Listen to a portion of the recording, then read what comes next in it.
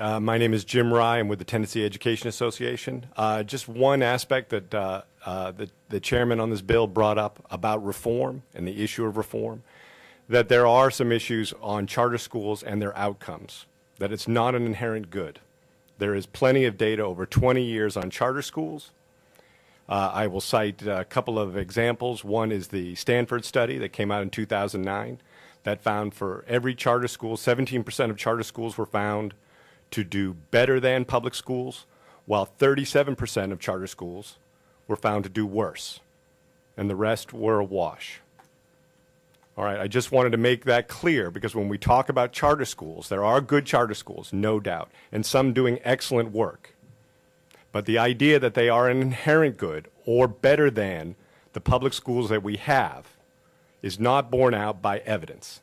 Give you another example that the National Association of Charter School Authorizers just last year, very late last year, came out with a report. I thought it was quite honest. They said that up to a quarter of all charter schools in the United States today should be closed. They also admitted in that report that the most of them that should be closed will not be closed. Now, this is a significant issue when we come to a statewide charter authorizer. Will they be able to enforce the basic premise of charter schools, which is autonomy for accountability?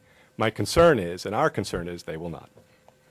My name's Amy Frogge, and I am with the Metro Nashville School Board, and I appreciate the opportunity to speak today. I know you've heard from me before. I am representing the board. We did have a meeting last night and discussed this bill and the amendment quite a bit.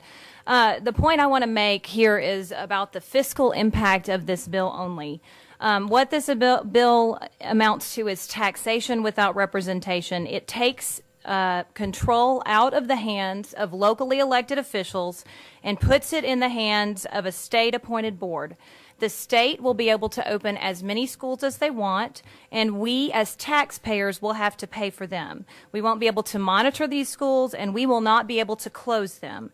And last night we found out that we have a $15 million budget increase here in Nashville alone to pay for the charter schools that we've already approved. We're paying 2/3 of the cost of these schools overall.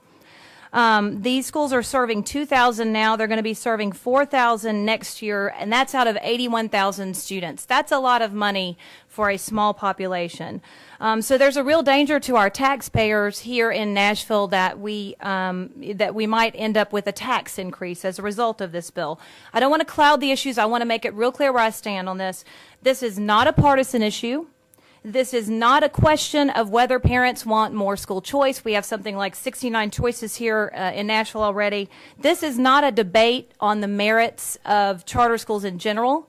This is about local control, and it is about the fiscal impact of this bill. Thank you very much.